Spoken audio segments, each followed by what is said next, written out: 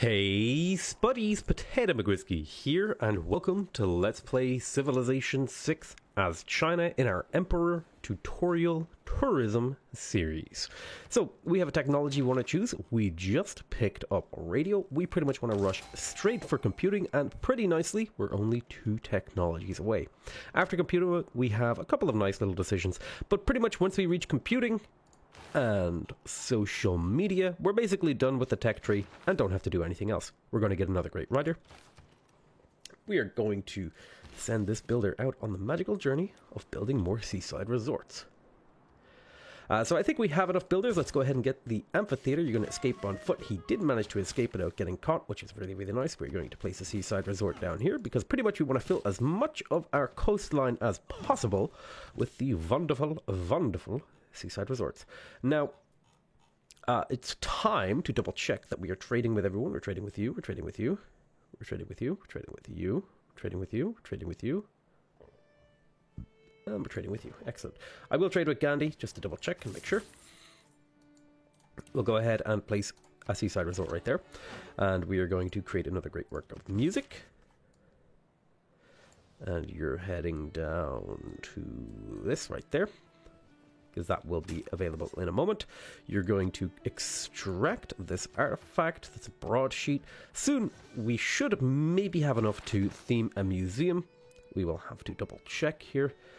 Ancient, Renaissance, Classical. So I believe it's 3 different things from the same era. So ancient, medieval, industrial. So we don't. We do have 2 ancient artifacts from unique people, so that's getting us a little bit closer. We need 1 more unique ancient artifact, and then we can theme a museum. Shouldn't be too... Oh, no! That was a misclick, so I'm going to reload that because it was a misclick. I had actually meant to click no on that. That was a mistake. I was trying to click no. So I will reload a misclick like that. That's pretty painful of a misclick to make. That was definitely not a great scientist that we wanted there. I was trying to pass on it, but I clicked accept because I am a dumb boy. Don't be afraid. I know, I think I've reloaded before in my series, but I have no problem reloading for a misclick like that, because that can actually have a pretty big outcome on the game. And besides, it was like right at the start of a turn. That's the nice thing about playing against the AI. If you make a mistake, you can reload. Particularly very useful for new players. But yeah, that was just a straight up misclick, and I won't edit that out. I could just restart the episode, and you guys would never know about it. But even I, Potato, I'm not infallible. So what I wanted to do there was to pass, but I clicked on recruit because I don't want this guy, and I don't want the next guy either. What I'm fishing for is the one that comes after this. So I'm going to have to wait for somebody else to fill up this bar. Right, so we finished a builder in here. Oh my goodness, that was a painful misclick, I gotta say. So, broadcast centers now for more room for great works of music. Broadcast center, generally speaking, isn't very worth building. In fact, I would prefer the shopping mall over it. Would I? Yeah, I think I would prefer shopping malls over them. Oh, I don't have a theater square up here. There's a +3 theater square right here. I would have to kill out mine. I think that's fine. Now, you head over to the coastline. Seaside resort. And one of the really nice things about seaside resorts is once they're placed, they still generate tourism. So you can go ahead and just build a mine and bring it down to below the appeal threshold, and it'll still generate tourism from you, which is really, really nice. We are going to extract that. You are going to go down here and edit that. More seaside resorts. This tile does not have the appeal because there is a mine right there. We shall fix that momentarily. You're waiting for that to be finished. You need to get up here, place that forest there, so that our next naturalist can go there. And typically, I find in a game, I'll get anywhere from 2 to 4, very rarely 5 naturalists. So you only really need to worry about having at least 2 good spots, and then kind of having two more kind of okay spots for naturalists. Liberate Mohenjo-Daro. I don't think I want to go to war with Australia at this point in the game, I think I'll pass on that. I don't want this great person either, so I'm going to pass this as well, and that'll make it so that Japan can get them much sooner. In fact, in about 8 to 10 turns. We got an industrial zone here. Let us get... Did I not build the neighborhood? What is this? There's a campus. Wow, okay. I need to get the neighborhood in here, but I think I'll prioritize the broadcast centers. 16 turns for a broadcast center in here. I need a neighborhood. There is a good spot for a neighborhood. Since the neighborhood isn't already built, I'll go for the broadcast center. Then I'll put a lumber mill right there. Seaside resort right there. You are going to place a seaside resort right there. So we have a bunch of seaside resorts. That's going to skyrocket our tourism, and our tourism is going to continue to increase as we go deeper into this game. So now this guy can go do something like improve that. I can send you down to... I could actually look into building a Great Wall along this border. Here. That would generate me some more tourism. And I think I might send some builders over there to do that. You're waiting for the amphitheater. I guess I can send you over here to start building the Great Wall. Then you are going to assist in building the Great Wall. Now, something that's really important to remember is that even though technically this tile is inside my empire, you can't actually earn tourism from tiles that are outside the range of a city. So you can't actually earn tourism from tiles that are more than 3 tiles away from your city. So it makes no sense to put a Great Wall on these tiles. That is a mistake. It does not work. I have tried it before. In fact, I can place it just to show you. I'll do it purely for educational reasons. We're going to replace this. I had actually meant to also replace these lumber mills up here, but I totally forgot. We will get more lumber mills because we just want a little bit more production now in the late game because we have plenty of growth. Main reason I'm putting a lumber mill here is for the appeal adjacency bonus for these 2 tiles, which will soon be a national park. I have another builder here, and why don't you go chop that? So we filled up our coastline with these very nice seaside resorts, with as many as we could possibly get with the seaside that was presented to us. I mean, I did build a couple of districts here and there on top of this seaside, which was probably a little bit of a mistake, but it's fine. Now, we could go for the Estadio de Maracana. It's a pretty good one. +2 amenities in each city in your civilization is quite good, and I actually will prioritize that in Handan. I had meant to do that previously. I knew there was a reason I was building this. It'll take me a while to get it. We have another great artist, and I believe we have a great art museum over here to start putting his great works into. Let's see. I think I am now officially out of great art museums that are empty. Yes, so I am going to need another one because it's not going to be long before we get yet another great artist. You see, we're earning 27 points per turn, so it's about 20 turns away. I may as well get this art museum, even if I was working on something else earlier, but it's fine. Here's another good river lumber mill location. Those are absolutely worth building, in my opinion. Let's see, who are you trading with? I think I'm just going to repeat these trade routes because I want this city to continue to be robust, because it's going to be building a wonder for me, even if it is going to be building it relatively slowly. We'll put another seaside resort there, and then you're going to chop this and put a forest on it to make these seaside resorts slightly more efficient. You are heading there to chop that. Now this should have enough appeal once I get rid of the mine and put a forest on it. You're going to keep stealing gold because gold is very valuable to me. I want to keep an eye out. I could grab this guy. The production isn't amazing, considering it's only applied to a single city, a single thingy. So if I actually build the Great Wall here... Oh, it actually needs to have a Great Wall beside it. Yeah, I'll show you in a moment. We'll put a forest there. Then you're going to run up here and place some lumber mills for me. You place a seaside resort there. We've got lots of seaside resorts, which feels very good to me.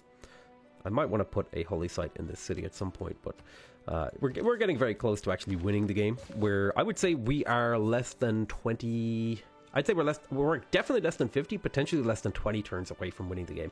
Really is all down to the timing on the computer's technology, which we're still quite a bit a ways from. But you can see here, we're over halfway now to our tourism victory, and we're starting to eat up almost all of the tourists from all these civilizations, and we're going to be generating even more tourism in a few turns. Right, we'll build that mine there. That'll give me a boost for nanotechnology. You will buy that off me. Since I don't need it, I will sell it to you. That's perfectly reasonable. I don't need that aluminum. And I know I'm processing a lot of this information faster, and maybe I can explain it, but don't worry about that. That's not a big deal. We stole more gold. We built the archaeological museum in here. Let's go ahead and get the archaeologist. You, over here, you are going to chop this and put a lumber mill down. Then I may as well place farms here for the extra food. You are going to get rid of this. We're just going to repeat these trade routes. That will finish that.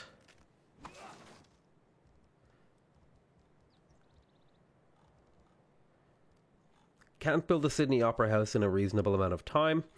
I could get a theatre square. I wanted to place it right there. So I may as well get the arena. These are second growth, so I may as well improve them with lumber mills. You are going to put a forest there. That'll improve the appeal of these tiles. I would love to put a forest here, but there's almost certainly uranium underneath this tile. I don't know if I've already explained that, but basically you won't be able to place forests on tiles that unrevealed strategic resources are sitting underneath.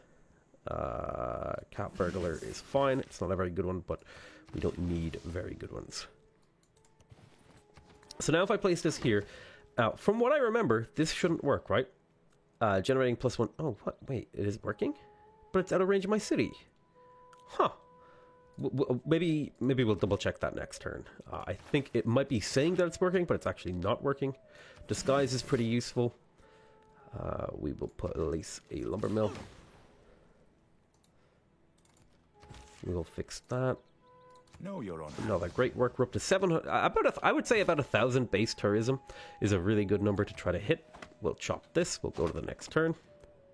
You want to buy my niter? That's fine. You can go ahead and buy my niter. I have enough to give away. So I want to show you this. This is something I really want to show you because it was something that caught me out one time because I was thinking, oh man, if I just let my borders grow, I can just not have the downsides. So you can see here, this one is generating +1 tourism and it has a lifetime accumulation of 1. But because this one is outside of the range of any of my cities, even though it also is generating 1 tourism per turn, it is actually a lifetime accumulation of 0. So this is actually doing nothing for me. In fact, it's actually blocking me from placing another Great Wall right here because they can't be placed in triangles. They have to be placed in like continuous lines, sort of as a... You can have like a 3-way connector, like I could have it split off this way, but it won't let me have like a cluster of 3s. So I need to remove this improvement and then place a new one right there. So that's just a little thing that it kind of caught me out the first time it happened to me. So I thought I would share that with you. So what I want to do right now is I want to harvest and then place the theater square. It will take about 10 turns to get that placed, but that's perfectly fine. And once I place the forest here, this will have enough appeal to be able to go ahead and do the thing. We may as well place a lumber mill there for the little bit of production that it will give the city. I could micromanage citizens. I think that's more of like a thing that you do when you're very experienced with the game. I want to kind of make sure that I emphasize it's absolutely not necessary to micromanage your citizens to an extreme level of detail in order for you to win. You will win more efficiently if you do it, and in fact it's going to be featuring heavily in one of the next Let's Plays, perhaps when we start moving up to deity. This isn't deity, this is emperor. Right, when we start moving up to deity and stuff, I'll be doing a little bit more of that micromanaging, because winning on deity is just about efficiency. And, you know, how you set up your citizens is pretty much all about efficiency. Okay, where can I send you? We are quite a ways away from another thingy. Might as well put a mine over there. I should start thinking about where my next national park is going, and here's a candidate. I would have to kill a lot of mines to place that one. I'd rather find an easier placement of it. Looks like I don't have any very good easy placements, except over here. I could just remove these farms and fill them with forests, and I think that would work perfectly fine. These tiles are already really high quality. These are already really high quality. I could just replace this layer with forests, although I don't think I'm going to need that because I already have a spot, but if it comes to it, I will do it. See, I can't place a forest here because there's a strategic resource, and I suspect it's uranium. And you're going to head over this way. You are going to steal money from me because you're fueling my economy. Universities provide extra science. That's another one that I don't care about. I'm fishing for the one, Mary Leakey, I think it is. I will double check with the Civopedia. Mary Leakey. She gives you 300% more tourism from artifacts, which is really nice. So there's electricity. It might be worth my while to purchase some of these power plants. One here seems reasonable. One here seems reasonable. And that'll spread the production to the majority of my empire.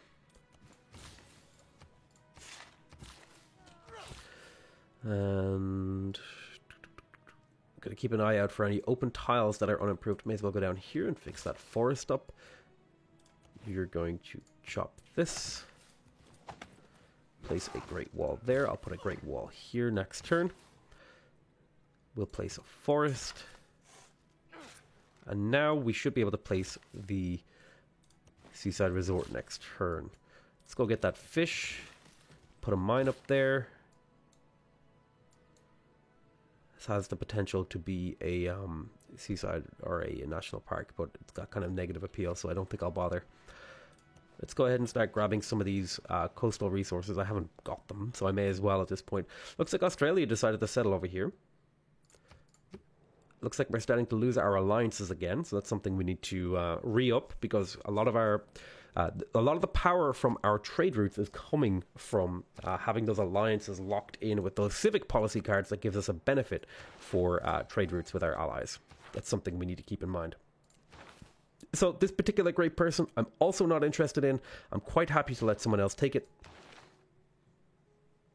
They'll take it relatively quickly, hopefully before Australia can get up here and compete with them for it. It'll take them quite a while to get it, though. Let's go ahead and get that. The broadcast center has been completed. That's really, really important because it means we're generating +2 great musician points towards these, and these get quite expensive, and you get a lot of tourism from great works of music. And I was hoping to build a factory over here. I don't think I'm ever going to have a chance to. So let's have a look at where we stand in the game. What is the best way for me to generate more tourism? And probably a neighborhood, because neighborhoods can generate tourism with the building that goes in. So they evaded capture. That's quite good. It'll take them 4 turns to get home. I would love to move there, but unfortunately he is blocking me. Build that lumber mill. It's slightly more efficient to move this guy and do it this way than it is to just chop and place.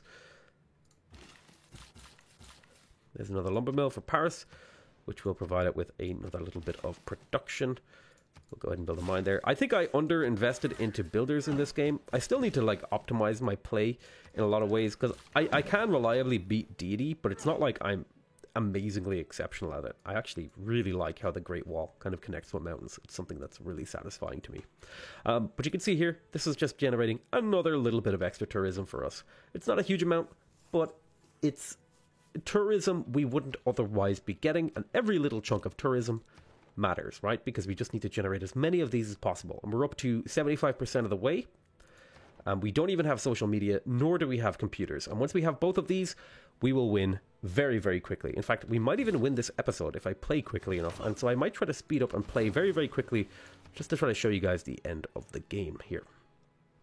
Of course, I am limited by the end of turn things and the things that happen in between turns, like this, that require me to respond and say things and make decisions. and do all sorts of things. But you can see, if you set your empire up correctly, you can actually end the game very quickly before you ever even really reach the information era. Like, we are in the modern era, we haven't even reached the atomic era, we're getting pretty close to ending the game. We got another archaeologist down here. Let's go ahead and pick up this over here. And Chengdu is going to work on a broadcast center. You go ahead and get a shopping mall. Although I think you were actually going to work on trying to get that wonder, even though it's probably pointless at this point in the game. Go ahead and build that.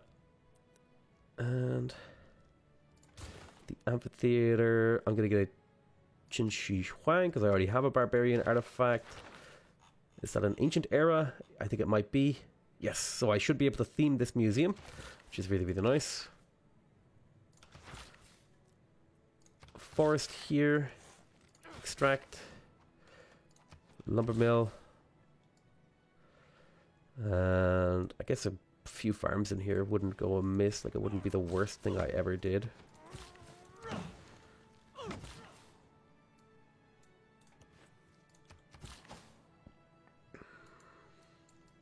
Oh, some of these are already improved. Okay. So we basically maximized our empire with our builders. All we're really looking for are very, very small little optimizations that we can make, like replacing these farms over here with forests, and replacing these forests. We'll have room for another seaside resort, or for another natural park. So, national park, sorry, not a natural park. I call them nationalists and natural parks when it's naturalists and national parks. And so I have the phrasing of that a little bit ass backwards, but it's not the end of the world. All right, let's talk to Gandhi first.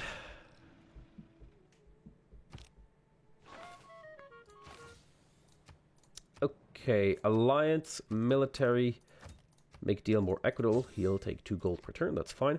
Then we'll talk to Gandhi. Alliance, economic. It doesn't, like, I'm not really selecting like anything that matters here. I'm just clicking whichever one's available, right? It doesn't matter. 6 gold per turn, sure, take it. Alliance, cultural alliance is the only one available. See? Now you have allies with everyone. Declare friendship. Let's make sure we have open borders with the people we are not directly friends with. Like this. Thank you. Lumber mill, forest. I'm just going to be repeating my trade routes at this point in the game, because the impact that they have to the outcome of the game once you actually build your wonders is quite low, and it's really just about potentially generating a lot of resources. I mean, you can micromanage them if you want. Again, it's not necessary. It's not necessary to micromanage to the level that some people would make you believe that you have to win the game. It's really quite straightforward to win a game of Civilization 6. You just really all it really boils down to is playing towards a victory. And I think what a lot of people run into is when they're playing, they kind of just meander. They kind of just like, oh, I'll make a theater square cause I'll make a theater square, right? They're not like saying, I'm going to make a theater square because the culture is going to help me win in this way, right? What I find a lot of people do when they're struggling as a new player is they're just doing things, and they're not doing things that they've actually made a decision about. And it's not necessarily, I think it's a combination of things. I think it's partially a lack of knowledge of what they should be doing, like what is the actual optimal thing to be doing at this point in time. I don't want this great engineer. I'm going to pass it. So one thing that can actually slow down our culture win here is if John Curtin manages to launch a moon landing, but it looks like he hasn't even launched the first type yet, and we're over 3/4 of the way finished, so we should be fine. Go ahead and get that zoo. Amphitheater. Lumber mill, lots of production in this city now. So you say, yeah, it really just boils down to people. I don't think people, A, have the knowledge of what they should be doing, and B, they don't have the sort of mental... They haven't set themselves up mentally to be like, okay, I'm going to try to win this game. They're kind of just like, I'm just playing Civ. And I think that's a perfectly reasonable and fine way to play the game. I want to take the Jadwiga here because it's a more unique thing. I haven't had many Jadwiga relics. There's a couple of relics down here that I could pick up as well. The advantage of when you're playing a culture victory, you always want to have as many open borders and friendships as you can, because you want to be able to get as many things in here. I think I'm going to lose scripture here and slot in online communities. Democratic legacy will probably go the way of the dodo here in a few turns when I get the faith stuff, and so will public works actually, so I can slot in double faith. In fact, I think public works could go right now, and I'll slot in holy site adjacency just so I can keep that nice faith generation going, which might get me a national park a little bit sooner. We're going to pick up Reformed Church here for simultaneum. We do have a few holy sites that are worth boosting.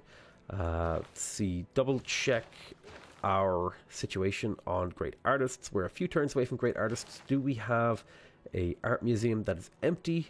We do not. Are we building an art museum is the question. Not seeing an art museum, so we are going to pick up the art museum. Then over here in Bordeaux, we finished the theater square.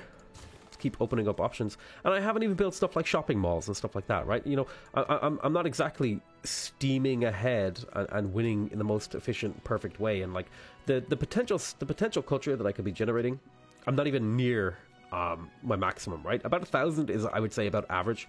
And above that is starting to get pretty damn nice. Okay, this is really terrible gold now. You don't even have commercial hubs. I don't even know what the hell you're doing over here. You've pretty much shit the bed. Looks like Australia completely dumpstered you. So we'll just steal gold from Washington. We want to place forests down here. If these 4 tiles are going to be the national park, then I want the tiles around them to be lumber mills. Right. So this can be a lumber mill. And you going to run down here and grab those. Keep siphoning funds, although I could take a promotion. Covert actions. At this point, I'm just clicking on whatever is closest to my mouse cursor. If I don't see something that matters, I'll just click whatever's closest to my mouse cursor to try to minimize the amount of time I waste by looking at them and trying to actively make a decision on something that doesn't matter. If I don't want to take the time to like pay attention to what the deal is that they're offering, I will just automatically decline almost every deal that's offered to me. So something you can do here is, if we look at this, let me take out my calculator. We calculate that we are generating, we have 171 minus 209, which means we are currently 38 tourists from winning. If we refresh this screen, we are now 179 minus 209. So if we take 38 minus 30, that means we're getting an effective plus 8 per turn. If we have 30 left to go, 30 divided by 8 means that we should have around 4 turns to go. Now the AI is most likely to generate more tourists here, so it's probably more like 5 turns until we win. It's just a little bit of napkin math you can do here. I gained 8 tourists. This number didn't go up, so my net increase was 8 tourists. So around about 4 turns would be the expected outcome at this output, but it's more than likely the AI will gain a few extra tourists on the way. So it's probably going to be more like 2, 1, like 5 turns, right? You add a little bit. You add a little bit on top. We're going to go ahead and pick up globalization here because the +2 food, or +2 production, +5 gold is quite helpful. It's quite useful. But we will be sticking to democracy. We'll place that down there. And this is a lumber mill tile. This is a forest tile. This is a forest tile. Go ahead and steal more gold. Excavate the artifact. I will take a Yayavaman. So now I should be able to theme a museum next turn. I'll do it next turn. This is, I think theming museums is fairly low priority compared to just getting this lady here, Mary Leakey. So she could be generating a massive amount of tourism for me as well. And really, it's all about just trying to stack as many tourism bonuses as you can into a single place. Right. Go ahead and, oh my god, build that right there. That's potential. Get the very small amount of tourism. The power plant. the neighborhood. Put a forest down. Need a couple more lumber mills in here and another forest here. I need to cut these out. Oh, I forgot to slap in a card in my government. That was a mistake. I need to go in and change my government. Them government troop. Alright, so we got... I don't know why. That movie just like stuck in my head. Blood Diamonds. It's really good. It's a good movie. I was just thinking about that movie there for a second, right? When I said the word government. I always... Whenever I hear certain words, it just like is associated with like a movie or something. So we're going to get rid of Democratic Legacy. And I think there's a line in that movie where the guy goes like, "Dem government troops," and I don't know why, but it's just like stuck in my head. So we're going to put in Simultaneum and Scripture, so that'll be an extra faith to potentially get another holy site out. Or sorry, get another national park from the naturalist, heritage tourism, online community. So we have everything that's basically going towards boosting our empire as much as possible. Machiavellianism, so that we can steal more effectively with our spies and fuel our economy with the stolen gold. So I'm going to try to reveal... I think I'm going to go to try and get replaceable parts to make my farms more efficient. I'm going to get another great writer. We have another broadcast center. Let's go ahead and get that neighborhood. And we will get the amphitheater. And so we didn't even really build everything that we could potentially have built that would have improved my empire, right? Like, I mean, we still have so much tourism left to generate. Which is crazy to think about it when you consider how much tourism we're making. We're making 1,600 tourism per turn. Well, essentially 1,700. And then that's being multiplied by 125% for trade routes and open borders. Now, I'm just kind of ignoring the negatives here. That's really not a problem. So we're actually going to win in like a turn or two. Which is crazy if you think about it, right? It was only like a handful of turns ago that we were actually quite far away from winning. But now it's like, oh... You'll just give me all the gold. Okay. But now it's like, oh, we're winning? We're winning. It's like the game is over. And that's the way tourism kind of works. Like, you build up to it, you build up to it, you build up to it, and then the game is over. It's like really, really fast. If you're playing it correctly.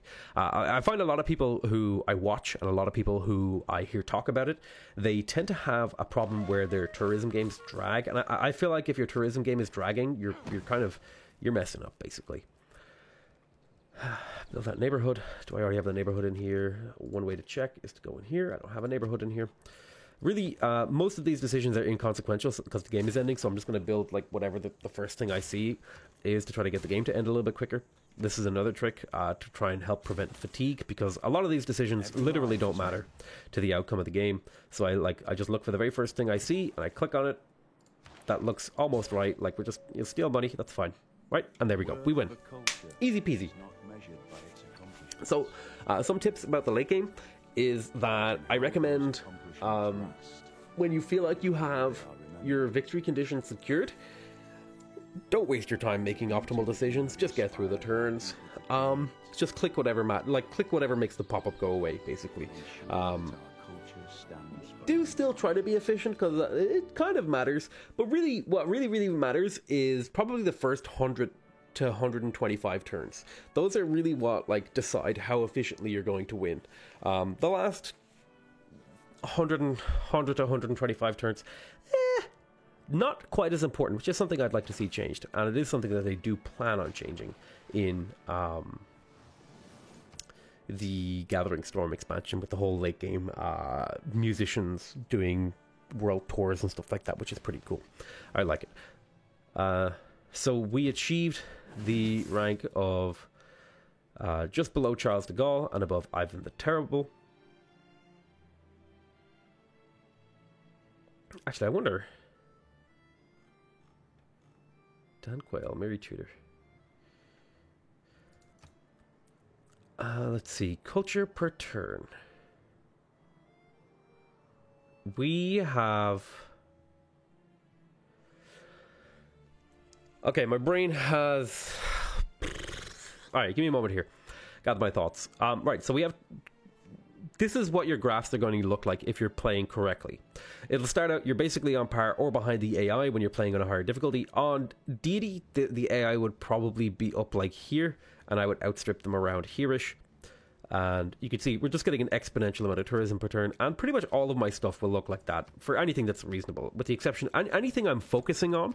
Like I was focusing on building a lot of buildings, so you'll see in the early game not a whole lot of building going on. Australia just had so many cities that he was able to build an insane amount of buildings. That's actually the first time I've ever had an AI build more buildings than me. And Jadwiga as well. That's actually quite strange. I've never really seen an AI outstrip me like that. That's a pretty new one. But he was absolutely going on a conquering spree. Although, to be fair, I also kind of went on a little bit of a conquering spree in the mid-game. But he was more consistently just taking cities whenever the opportunity presented him. And that is a viable way to play. In fact, I would say if you want to be more successful in the higher difficulties, being aggressive is a good move, as particularly if you can be aggressive against a civilization who's like just kind of middle of the pack. Just eat them up and use all their resources for yourself. Total districts constructed, you'll see again I'm kind of behind the AI, and then there reaches a tipping point where my ability to manage my empire just outstrips the AI's bonuses, and then I'm ahead of them, with the exception of, again, John Curtin. I think is actually one of the hardest AIs to play against, and he was still fairly easy to beat in that game. Because it was only Emperor. If that was Deity, okay, that would have. I think John Curtin would have actually had a chance to win that game if that was Deity. Total governor titles, a lot of this stuff doesn't matter. You can see the great people earned. He earned actually quite a few more than me, but he did get started earlier, so we were about on par, I would say. But he just had the advantage of getting started earlier. But I was still, I was still up there. You know what I mean? Then we have. Total units killed. A lot of these graphs, they're not super necessary, but I like to look at them because it gives me an idea of how I played against the AI. We can have a look at the map. So as you can see, we are victorious. We won the game. So again, I think the main thing to do is when you're trying to win on a higher difficulty level is to just try to pick a victory condition at some point in the game. Usually when I go into a game, I have a victory condition in mind, and I kind of try to play that out regardless of the situation I'm in, which is maybe incorrect. You should probably the correct way to play is to have a look at the situation that you're going into and then make a decision around that. But I just feel like the bonuses that civilizations get towards particular victory types makes it so that not chasing after their sort of preferred victory type feels pretty bad. Also, I really want China to get some buffs, because China is pretty strong, I feel, in like, this ability is so strong, but it ends up being really inconsequential, with the exception of the extra builder charge, which is really, really quite great. But I really do feel like China could use some buffs, namely the Crouching Tiger, Great Wall, could use some buffs. These need to be looked at and maybe improved. The Great Wall, I think, really, really cool idea, not really doing a whole lot for the Civ. But yeah, there you go. I want to thank you guys very much for watching. I hope you guys are enjoying this series. Please remember to subscribe if you want to see more videos from me. Remember to leave a like if you want to directly support my channel. And remember to leave a comment if you want to give me your feedback. Other than that, I want to say I love you all very much. And I'll see you next time. Bye-bye!